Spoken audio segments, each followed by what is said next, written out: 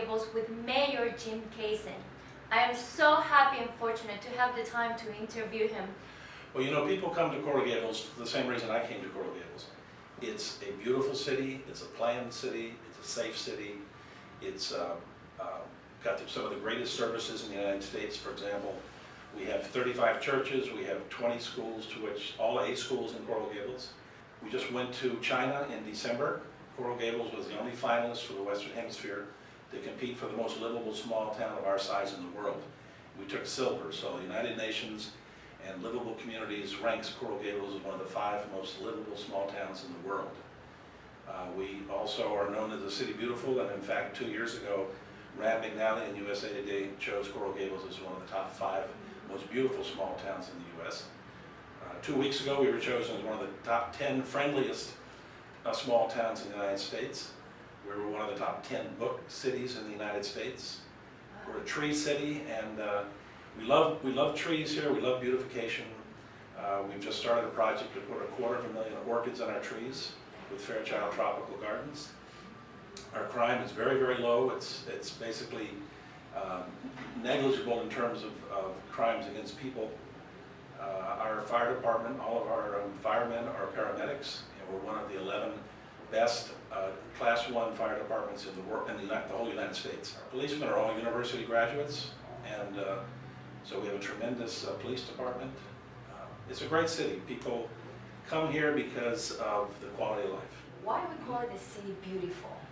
Well, because back when this city was planned by George American, this used to be a couple thousand acres of pine trees and fruit trees. He came in with a vision to create a planned city at a time when most U.S. cities in the early 1900s were ugly. When they built them, they had no plan, and they just sort of developed. They didn't have trees. He decided to have a city that was going to be planned, to be beautiful and to be international, to look out toward the world. And so he even planted here, had different types of villages throughout the Gables, a Dutch village, a Chinese village. And his idea was to model this after Spain. So all of our streets are named after cities in Spain, and some in Italy.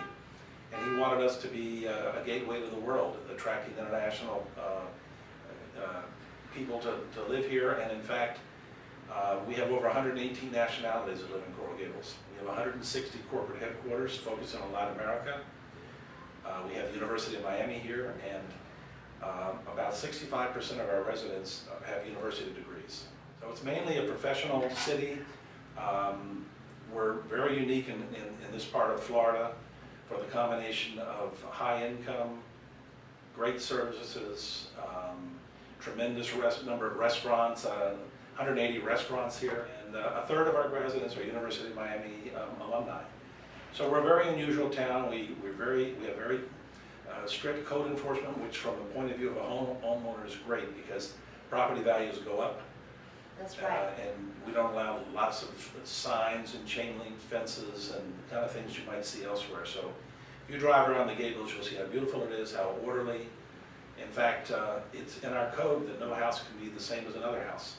So every house is different, and we probably have, I would say, 500,000 trees. So we're just a fun place, a very diverse place, professionals of all sorts, and people that are worldly, that have been around. They like Coral Gables, and they come here for the services, the quality of life, and peace and tranquility that the Gables offers. Why did you choose to live in Coral Gables? I was a career diplomat. I was our U.S. ambassador in Paraguay, and I had finished 40 years. In fact, I'm the only ambassador that's a mayor in the United States. So I had to find a place to live, and I came here for the exact reasons that I just explained to you. I came all the way from Paraguay, and I said, where am I going to live that is a university town, that's near an airport, that's diverse, that's with all the different Spanish-speaking and Italians, and all the interesting mix of people that I'm used to from living overseas. So I came to the Gables, and I had been through here before, and I said, there's no other place that I can think of living other than Coral Gables. So we only looked in Coral Gables. We found a nice house, and we are going to stay here forever. And one of the reasons I ran for mayor is because now I have my own community after 40 years of nomadic life, and I want to give back to the Gables and continue to make it an even more international, world-class city.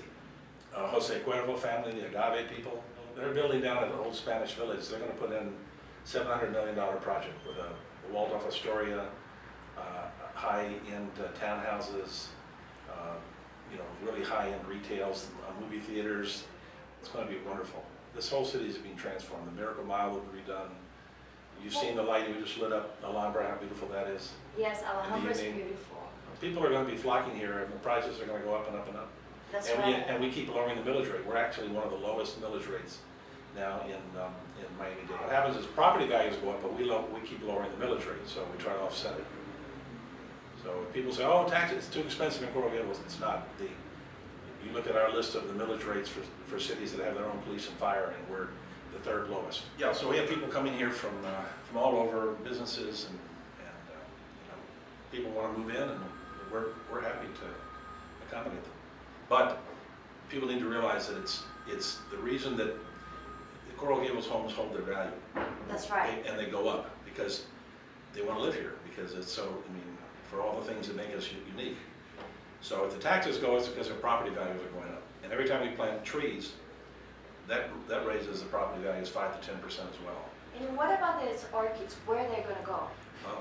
We have 38,000 city trees, and we're doing this with Fairchild. They have thousands of volunteers. They have a group that's been taking the extinct orchids basically and propagating them and nurturing them, and then when they're the right size, they come here and they put them in our trees. We put across the street day before yesterday. We put in the first 150 orchids. So they're going to be going all the way through, especially after the rainy season. They're going to go put about 50,000 a year into the trees, all up and down Miracle Mile, Lejeune, Ponce, all these trees here.